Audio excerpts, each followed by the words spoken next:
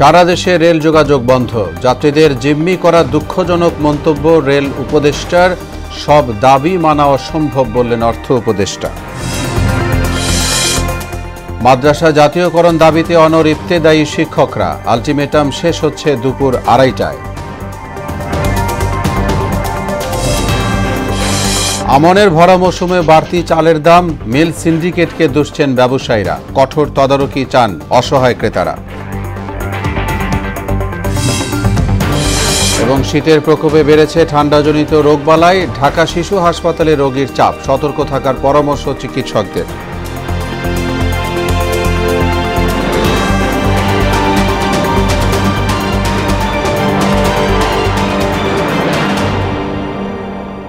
আসসালামু আলাইকুম। আমন্ত্রণ মোহনা সংবাদে এতক্ষণ শুনছিলেন শিরোনাম, সঙ্গে আছি মোহাম্মদ ওয়ালিউল্লাহ। এবার বিস্তারিত।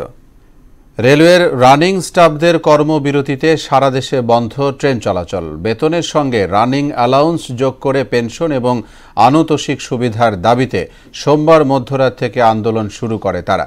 সকালে কমলাপুর রেল স্টেশন পরিদর্শনে গিয়ে স্টাফদের কর্মবিরতি প্রত্যাহারের আহ্বান জানিয়ে রেলপথ উপদেষ্টা ফজলুল কবির বলেন, তার মন্ত্রণালয়ের হাতে পুরোটা নেই, এজন্য অর্থ বিভাগের সঙ্গে আলোচনা চলছে। এদিকে ভোগান্তি নিরসনে গুরুত্বপূর্ণ রেল রুটগুলোতে যাত্রী পরিবহনের জন্য বিআরটিসি বাস সার্ভিস চালু করা হয়েছে। ঢাকা ও স্থানীয় প্রতিনিধিদের সহায়তায় আরও জানাচ্ছেন আফরিন পপি। রানিং স্টাফদের ধর্মঘটের কারণে সোমবার মধ্যরাত থেকে বন্ধ হয়ে যায় সারা দেশের রেল যোগাযোগ। গাজীপুর ও টঙ্গী স্টেশন থেকে চলেনি কোনো রুটের ট্রেন। একই অবস্থা বন্দরনগরী চট্টগ্রামের। এখানে আসার পর দেখি কোনো ট্রেনে নাকি ঢাকা থেকে যাচ্ছে না উত্তরবঙ্গের দিকে। আগে থেকে জানতাম না, হঠাৎ করে এখানে এসে দেখে যে আপনার ট্রেন বন্ধ। কর্মবিরতির কারণে খুলনায়ও ভোগান্তিতে পড়েছেন যাত্রীরা।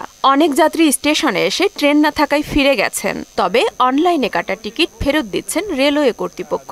ট্রেন চলাচল বন্ধ। আমরা আসলে রংপুর থেকে প্রায় 60-62 জনের মতো আসছি।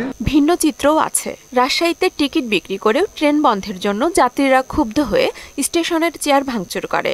পাশাপাশি 2 জন স্টাফকে আটক করে মারধর করা হয়।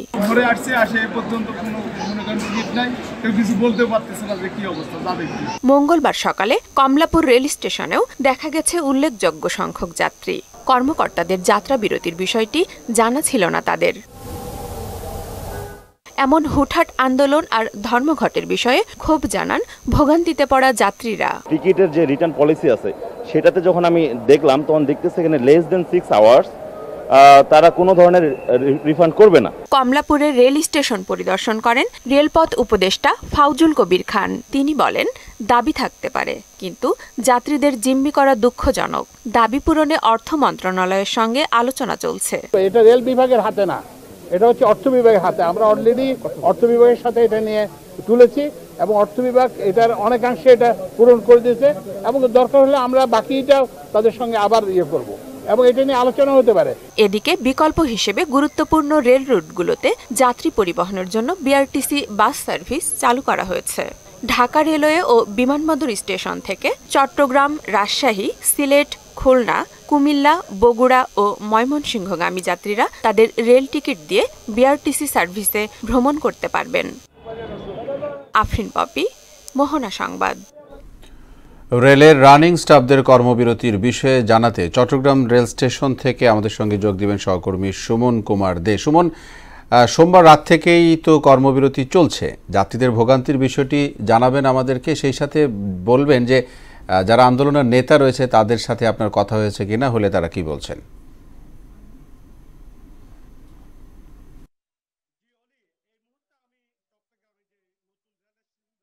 আমি স্টেশনে রয়েছি, আমরা সকাল থেকে যে স্টেশনে রয়েছি এখানে আমরা সকাল থেকে যেটি দেখেছি, অর্থাৎ যাত্রীরা তারা আসলে অনেকে কিন্তু জানতো না যে আজকে থেকে এই যে ট্রেন চলাচল বন্ধ থাকবে, যে রানিং স্টাফদের বিভিন্ন যে দাবি দাবা ছিল, সেখানে গতকাল রাত থেকে কিন্তু ট্রেন চলাচল বন্ধ রয়েছে। তো সকালে এসে তারা কিন্তু আসলে অনেকে দুর্ভোগে পড়েছেন এবং অনেকে খুব প্রকাশ করেছেন যে আগাম কোনো বার্তা ছাড়া আসলে এই যে ট্রেন চলাচল বন্ধের কারণে তারা তাদের যে গন্তব্য যাওয়ার কথা ছিল তারা কিন্তু যেতে পারেননি। তো আমরা দেখেছি এরপরে কিন্তু পূর্বাঞ্চলের রেলের ঊর্ধ্বতন কর্মকর্তারা কিন্তু স্টেশনে আসছিলেন।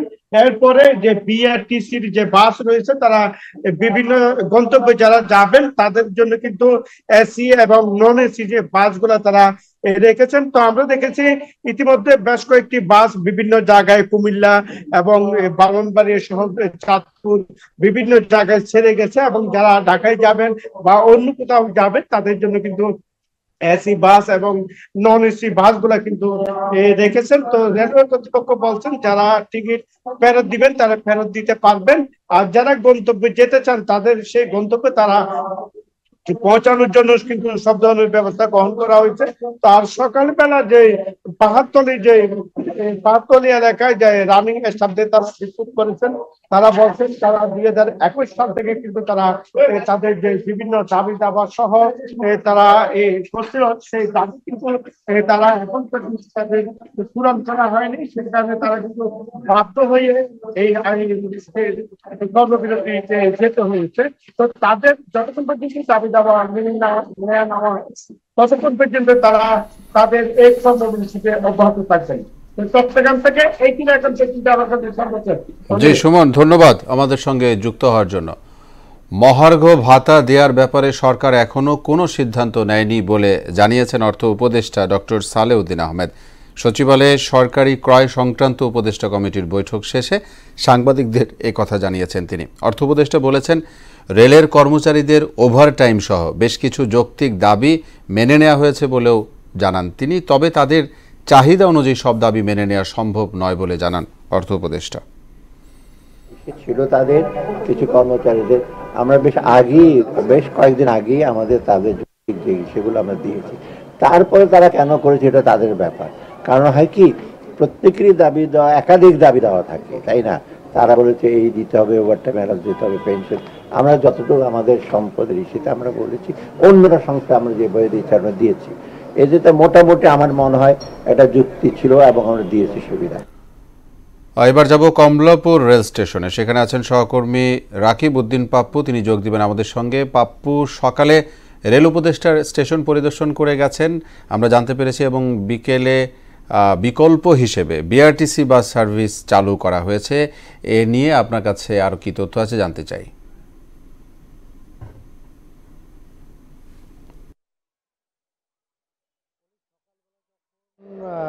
অলমোস্ট 10টার পরে রেল উপদেষ্টা এখানে যখন ভ্রমণে আসলেন, তিনি যখন ভিজিট করতে আসলেন তখন তিনি কিন্তু বারবার একটা কথা বলছেন যে এটা খুবই দুঃখজনক, কারণ সাধারণ যারা যাত্রী রয়েছেন তারা খুবই ভোগান্তিতে পড়ছেন। কারণ অনেকে কালকে ব্যাংকের কোনো কাজে অডিট রয়েছে, সেখানে যেতে হবে, অনেকের স্ত্রী অসুস্থ রয়েছে, তাকে দ্রুত যেতে হবে। তো বিকল্প ব্যবস্থা কিন্তু তারা করেছে, অর্থাৎ বিআরটিসি বাসের ব্যবস্থা করেছে, কিন্তু সেটা সাধারণ যাত্রী যারা রয়েছেন তারা কিন্তু খুব ভালোভাবে নিচ্ছেন না। কারণ যেই ট্রেন যাত্রায় একটা স্বাচ্ছন্দ্য থাকে, বিআরটিসি বাসে সেই স্বাচ্ছন্দ্যতা পাচ্ছেন। আবার অনেকেই বাস ভ্রমণকে খুব স্বাচ্ছন্দ্য বোধ করে না, কেউ বমিটিং করে অনেক সমস্যা হয়, যার কারণে বাচ্চাদের নিয়ে জার্নি করাটা বাসের জন্য খুব কষ্টসাধ্য ছিল।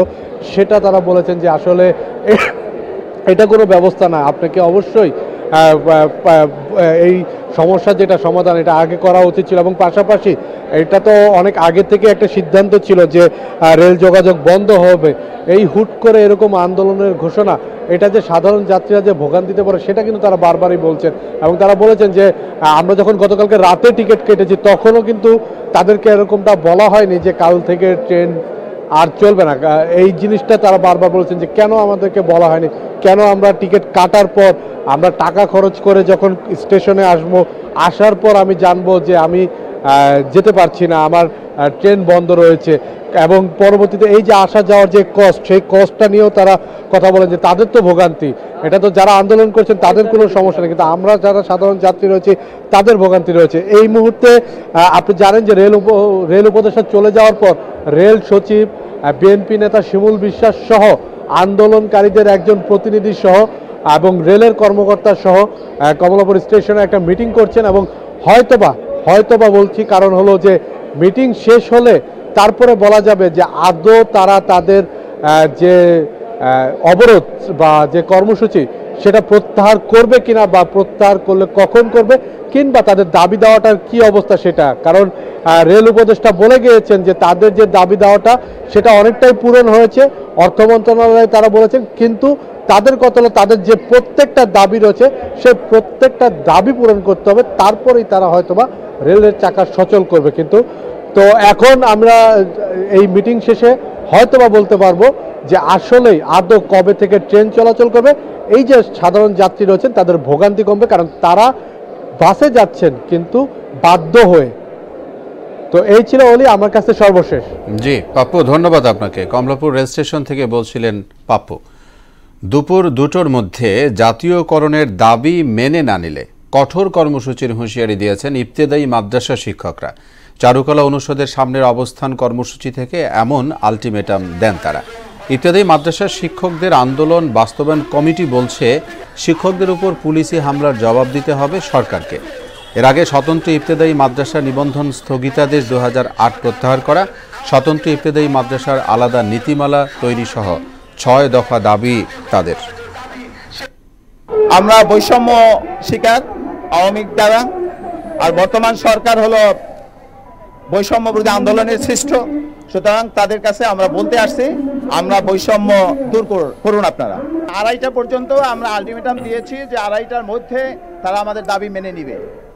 এরপরে যদি দাবি না মেনে নেয় তাহলে আমরা বৃহত্তর কর্মসূচি ঘোষণা করব নেতৃবৃন্দের সাথে আলাপ করে। এই মুহূর্তে চারুকলা অনুষদের সামনে আছেন আমাদের সহকর্মী মুনতাসির মামুন। যাব তার কাছে, আন্দোলনের সবশেষ জানাবেন তিনি। মুনতাসির, ইবতেদায়ী মাদ্রাসা শিক্ষকদের দাবি পূরণে কোনো আশ্বাস মিলেছে কিনা আপনি জানাবেন, এবং শিক্ষকরা এই বিষয়টা নিয়ে কি বলছেন, কি তারা বলতে চায়। আর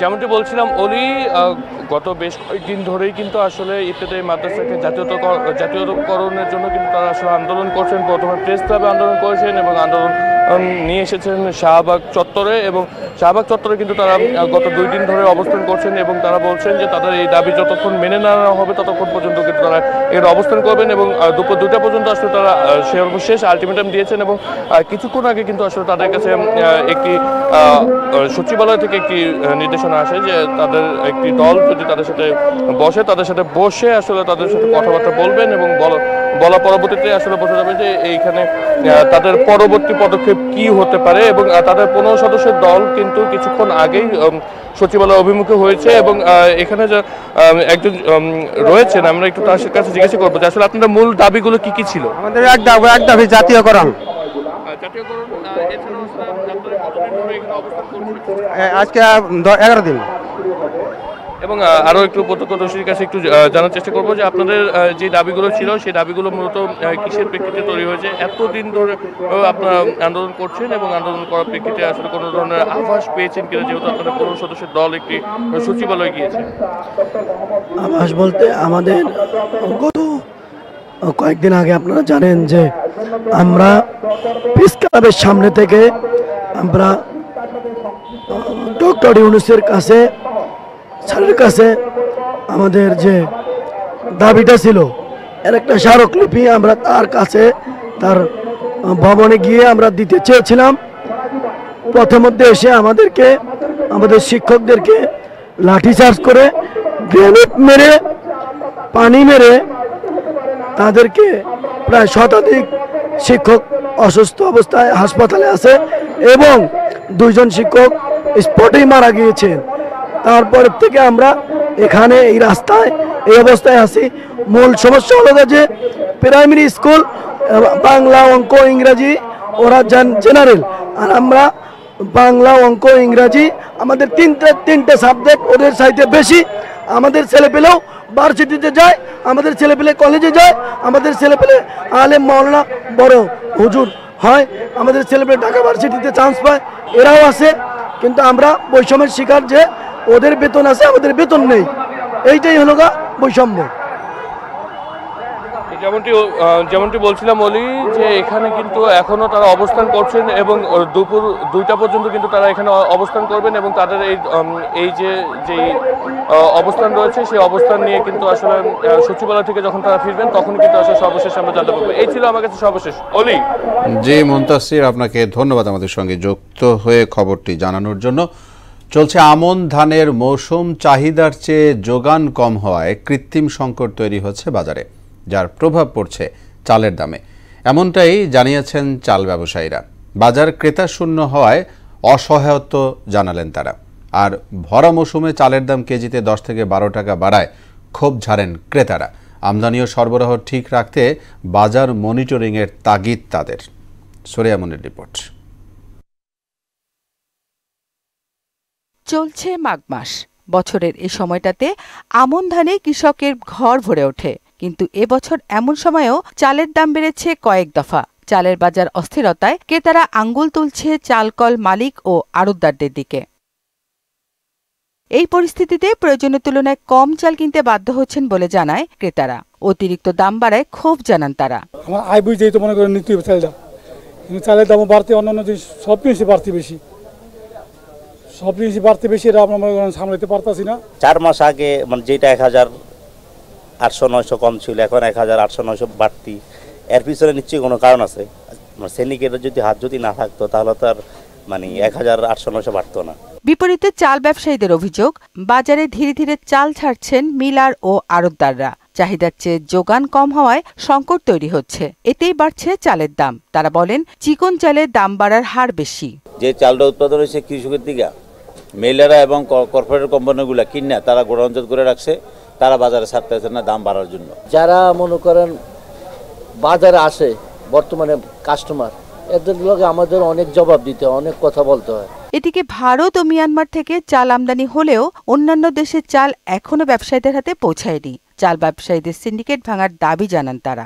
8 আনা 1 টাকা বাড়ে, এটা কোনো সমস্যা হয় না, কিন্তু এখন আপনারা কেজিতে 10 টাকা 12 টাকা বাড়াই দিলেন, এতে করে তো আমাদেরও সমস্যা, ক্রেতারও সমস্যা। রেল মালিকের সাথে কথা বলে তখন ওনারা বলছে এবার বন্যার কারণে ফসল নষ্ট হওয়ার কারণে ধানের দাম বাড়ছে, ওনারা দাম বাড়ছে রেটে কিনছে, সেই জন্য আজকে চালের বাজারটা বাড়ছে। মজুতদারদের বিরুদ্ধে ব্যবস্থা নেওয়া গেলে চালের দাম ক্রয় ক্ষমতায় আসবে বলে আশা প্রকাশ করেন ক্রেতা বিক্রেতারা। সুরাইয়া মুন্নি, মোহনা সংবাদ, ঢাকা। ঠান্ডাজনিত রোগে সবচেয়ে বেশি আক্রান্ত হচ্ছে শিশুরা। রাজধানীর চিত্র যেমন তেমন, ঢাকার বাইরে শিশুরাই বেশি আক্রান্ত হচ্ছে শ্বাসকষ্ট, নিউমোনিয়া আর ডায়রিয়ায়। এ অবস্থায় ঠান্ডা বাতাস, ধুলোবালি এড়ানোর পাশাপাশি জরুরি প্রয়োজন ছাড়া বাইরে বের না হওয়ার পরামর্শ দেন চিকিৎসকরা। শামীমুজ্জামান চৌধুরীর রিপোর্ট। মাঘের দ্বিতীয় সপ্তাহে প্রকৃতিতে শীতের দাপট, শুষ্ক বাতাসে বাড়ছে দূষণ ও ধূলিকণা। উত্তরাঞ্চল সহ বিভিন্ন জায়গায় ঘন কুয়াশায় ঢাকা থাকছে চারপাশ। আবহাওয়ার পরিবর্তনে রাজধানীর বিভিন্ন হাসপাতালে বৃদ্ধি পেয়েছে ঠান্ডাজনিত রোগীর সংখ্যা, যার বেশিরভাগই নবজাতক ও শিশু। শীতের কারণে রাজধানীর শিশু হাসপাতালের আউটডোরে প্রতিদিন প্রায় দ্বিগুণ রোগী আসছে। হাসপাতালের 7 তলায় নিউমোনিয়া ওয়ার্ডে ভর্তি বেশিরভাগ রোগী ঢাকার বাইরের। জেলা শহরের বিভিন্ন হাসপাতাল ঘুরে শিশু হাসপাতালে ঠাঁই হওয়ার পরে অবস্থা কিছুটা উন্নতি হতে শুরু করেছে। 20 তারিখ থেকে খাজা ইউনুস আলীতে ভর্তি ছিল, ওখানে 6 দিন আইসিইউতে ছিল, তারপর ওখানে ডিসচার্জ করে দিছিল। তারপর এখানে এসে আবার স্যারকে দেখানো হলো, মাহবুবুল স্যারকে। তো কিছু টেস্ট দিছিল, দেওয়ার আগেই ওর আবার হঠাৎ করে শ্বাসকষ্ট, তখন স্যার আর কি ভর্তি করে এখানে। নিউমোনিয়া ধরা পড়ছে, এখন একটু ভালো আছে, কিন্তু আবার শ্বাসকষ্ট বাড়ছে। ভর্তি হওয়া শিশুর মধ্যে কাশি, নিউমোনিয়া, শ্বাসকষ্ট, জ্বর ও ডায়রিয়ায় আক্রান্তের সংখ্যা বেশি। বাচ্চার হঠাৎ করে ঠান্ডা কাশ, তারপর আমাদের ওই জায়গা থেকে আমরা ডাক্তার দেখাচ্ছি, তারা এক্সরে দিয়েছে, এক্সরের মধ্যে নিউমোনিয়া ধরা পড়ছে। আসছি নৌসন্দি শিবপুর থেকে, সমস্যা ছিল আপনার, প্রচুর ঠান্ডা ছিল, নিউমোনিয়া ছিল, তারপর জ্বর ছিল। ঠান্ডাজনিত রোগ ও শ্বাসনালী সংক্রমণ এড়াতে বাড়ির বাইরে কম বের হওয়া এবং নির্দেশনা ছাড়া অ্যান্টিবায়োটিক না খাওয়ার পরামর্শ চিকিৎসকদের। বাচ্চার ভিতরে যদি নিউমোনিয়ার কোনো সাইন পরিলক্ষিত হয়, যে তার শ্বাসকষ্ট বেড়ে গেছে, শ্বাস নেওয়ার সাথে সাথে বুকের নিচে বসে যাচ্ছে, বুকের ছাতার নিচে বসে যাচ্ছে, অথবা বাচ্চা কিছু খেতে পারছে না, যা খাচ্ছে বমি করে দিচ্ছে, অথবা বাচ্চার বুকের ভিতরে এক ধরনের শব্দ আসছে, তাহলে আপনি দেরি না করে নিকটবর্তী হসপিটাল এবং চিকিৎসকের শরণাপন্ন হওয়া উচিত। রাজধানীর বাংলাদেশ শিশু হাসপাতাল ও ইনস্টিটিউটের বহির্বিভাগে গত 10 দিনে নিউমোনিয়ায় 348 ও ঠান্ডাজনিত রোগী চিকিৎসা নিয়েছেন 1316 জন। শামীমুজ্জামান চৌধুরী, মোহনা সংবাদ, ঢাকা। কুষ্টিয়ার ভেড়ামারায় দেশের অন্যতম বৃহৎ সেচ প্রকল্প গঙ্গা কপোতাক্ষের বর্তমান নাজুক অবস্থা। এই প্রকল্পের আওতায় একসময় 4 জেলার কৃষকরা পানি পেলেও বর্তমানে 2 জেলাতেই সরবরাহ কঠিন হয়ে পড়েছে। বছরখানেক আগে নষ্ট হয়েছে 2টি পাম্প মেশিন, সচল একটি পাম্পও বর্তমানে কাজে আসছে না। এতে করে হুমকির মুখে পড়েছে ফসল উৎপাদন সহ পরিবেশ। মানজারুল ইসলাম খোকনের প্রতিবেদন, জানাচ্ছেন আফরিন পপি। কুষ্টিয়ার ভেড়ামারায় পদ্মাপাড়ে স্থাপিত দেশের অন্যতম বৃহৎ সেচ প্রকল্প গঙ্গা কপোতাক্ষ। 4 জেলার কৃষকরা এ প্রকল্পের আওতায় কৃষিজমি আবাদ করে থাকে, কিন্তু দিন দিন পাম্প মেশিনগুলো নষ্ট হয় বর্তমানে নাজুক অবস্থা। এর মধ্যে কমেছে পদ্মার পানির স্তর।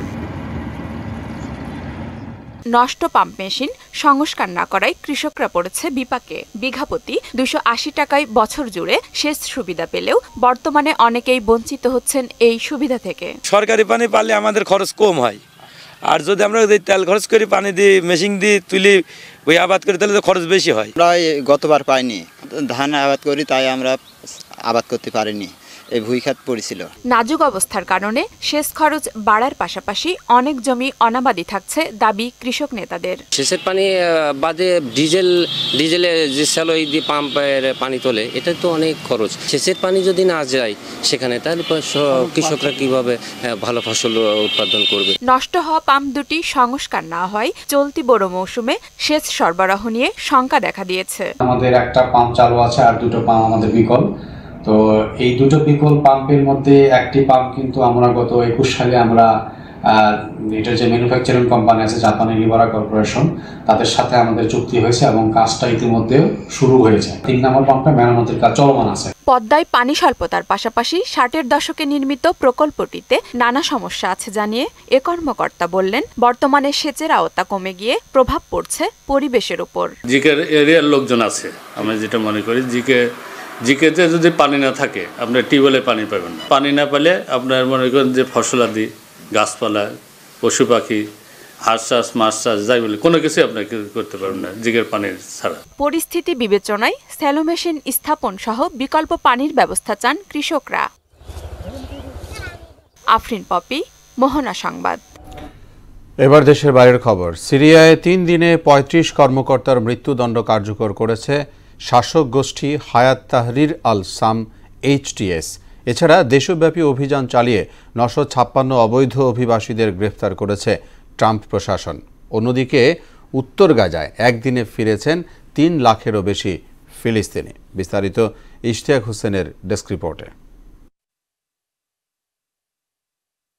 সিরিয়ায় গত 3 দিনে 35 জনের মৃত্যুদণ্ড কার্যকর করেছে শাসক গোষ্ঠী হায়াত তাহরির আল শাম HTS, যাদের প্রায় সবাই ছিলেন ক্ষমতাচ্যুত বাশার আল আসাদ সরকারের কর্মকর্তা। Syrian observatory for human rights বলছে, এই ঘটনাটি মানবাধিকারের গুরুতর লঙ্ঘন এবং বিচার বহির্ভূত হত্যাকাণ্ডের পরবর্তী পদক্ষেপ। মার্কিন প্রেসিডেন্ট ডোনাল্ড ট্রাম্পের বিরুদ্ধে ফৌজদারি মামলা দায়ের করা 12 জনের বেশি আইনজীবীকে বরখাস্ত করা হয়েছে। তারা মূলত 2020 সালের মার্কিন প্রেসিডেন্ট নির্বাচনের ফলাফল উল্টে দিতে ট্রাম্প যে চেষ্টা করেছিলেন সেই অভিযোগের তদন্তের দায়িত্বে ছিলেন। এছাড়া দেশব্যাপী অভিযান চালিয়ে 956 অবৈধ অভিবাসীদের গ্রেফতার করেছে ট্রাম্প প্রশাসন। চলতি মাসের 19 জানুয়ারি ইসরায়েলের সঙ্গে যুদ্ধবিরতি কার্যকর হওয়ার পর গাজা উপত্যকায় ফিরেছেন 3 লাখেরও বেশি ফিলিস্তিনি। ইসরায়েলি বাহিনীর বর্বরতার মুখে উত্তর গাজার বাসিন্দাদের বড় একটি অংশ এতদিন উপত্যকার দক্ষিণ ও মধ্যাঞ্চলে আশ্রয় নিয়েছিলেন। এর আগে যুক্তরাষ্ট্র, কাতার ও মিশরের ব্যাপক কূটনৈতিক তৎপরতার ফলে গত 19 জানুয়ারি থেকে গাজায় যুদ্ধবিরতি শুরু হয়। পাকিস্তানের উত্তর পশ্চিমাঞ্চলীয় খাইবার পাখতুনখোয়া প্রদেশে যৌথ বাহিনীর অভিযানে 30 সন্ত্রাসী নিহত এবং আরও 8 জন আহত হয়েছেন। গেল শুক্রবার ও শনিবার খাইবার, লাকি মারোবাত এবং কারাকে জেলায় অভিযানে তারা হতাহত হন বলে জানিয়েছে সেনাবাহিনীর গণসংযোগ দপ্তর ISPR। ইশতিয়াক হোসেন, মোহনা সংবাদ। মালয়েশিয়ার নারী অনূর্ধ্ব ১৯ বিশ্বকাপে বৃষ্টি আইনে ওয়েস্ট ইন্ডিজকে ১০ উইকেটে হারিয়েছে বাংলাদেশ। বৃষ্টির কারণে ১৩ ওভারে হয় খেলা। টস হেরে ব্যাট করতে নেমে ৬ উইকেটে ৫৪ রান করে ক্যারিবীয়রা। বাংলাদেশি স্পিনার নিশিতা নিশি ১১ রান নিয়ে শিকার করেন ৩ উইকেট। জবাবে ব্যাট করতে নেমে ৮ ওভার ৫ বলে জয়ের বন্দরে পৌঁছে যায় জুবার টাইগ্রেসরা। নিশিতা নিশি হন ম্যাচ সেরা। ম্যাচ জিতলেও সেমিফাইনালে ওঠার আশা আগেই শেষ বাংলাদেশের। গ্রুপ 1-এ ইতোমধ্যে ভারত ও অস্ট্রেলিয়ার শেষ 4 নিশ্চিত করেছে। এবার বিপিএল প্রসঙ্গ।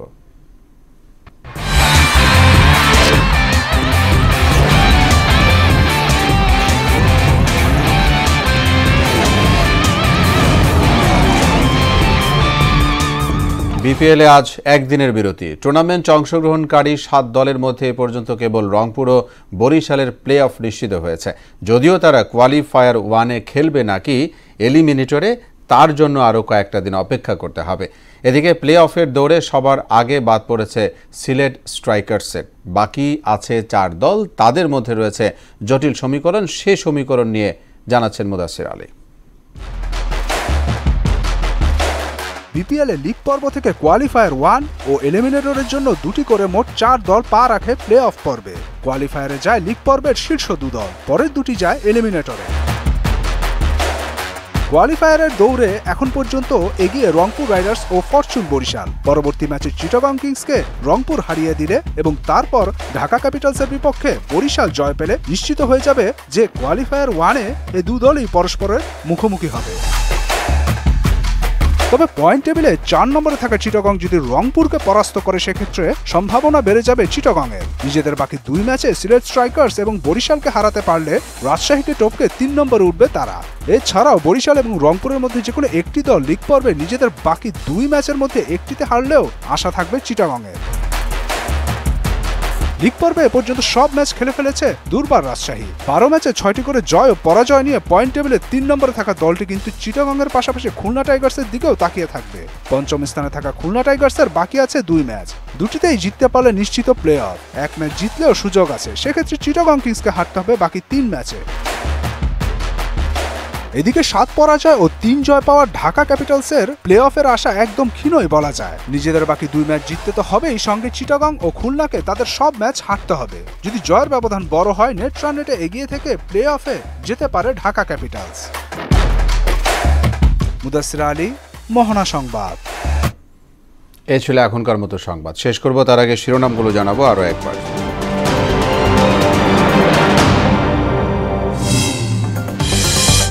সারা দেশে রেল যোগাযোগ বন্ধ, যাত্রীদের জিম্মি করা দুঃখজনক মন্তব্য রেল উপদেষ্টার। সব দাবি মানা অসম্ভব বললেন অর্থ উপদেষ্টা। মাদ্রাসা জাতীয়করণ দাবিতে অনড় ইবতেদায়ী শিক্ষকরা, আলটিমেটাম শেষ হচ্ছে দুপুর 2:30টায়।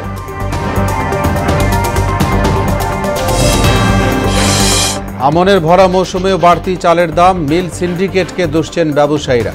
কঠোর তদারকি চান অসহায় ক্রেতারা। এবং শীতের প্রকোপে বেড়েছে ঠান্ডাজনিত রোগবালাই, ঢাকা শিশু হাসপাতালে রোগীর চাপ, সতর্ক থাকার পরামর্শ চিকিৎসকদের। সবাইকে আবারও শুভেচ্ছা। পরবর্তী সংবাদ বিকেল 5:30টায়। এর আগে সংবাদ এক নজরে দেখবেন বেলা 3টায়। মোহনার সবশেষ খবর জানতে ভিজিট করুন www.mohana.tv। সংবাদ দেখতে পারেন ফেসবুক ও ইউটিউবে। এতক্ষণ সঙ্গে থাকায় ধন্যবাদ সবাইকে।